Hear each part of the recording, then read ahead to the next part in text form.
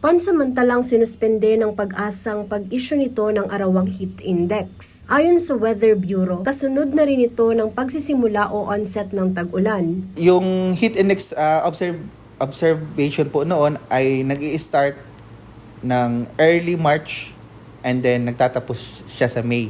So hinihinto siya kung may onset na ng rainfall or yung rainy season. Hinihinto siya kapag may mga pag-uulan na. So bagamat mataas pa rin ang ating nakukuha sa morning pero unti-unti po itong humihina kapag hapon kung may mga presence na po ng mga pag-uulan. Ngunit kahit na onset na ng tag-ulan, asahan pa rin umano ang maalinsangang panahon dahil sa dalang hangin ng easterlies. Matataas pa rin po talaga, lalong-lalo na easterlies pa rin yung dominant na hangin sa ngayon. Sa ngayon lang po yan, possible mabago na po yan sa mga susunod na mga araw.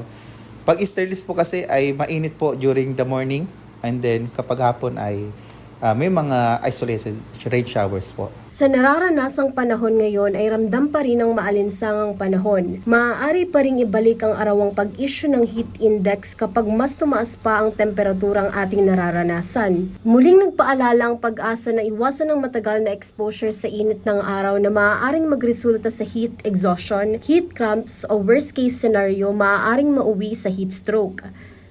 Jem Garcia, CSN.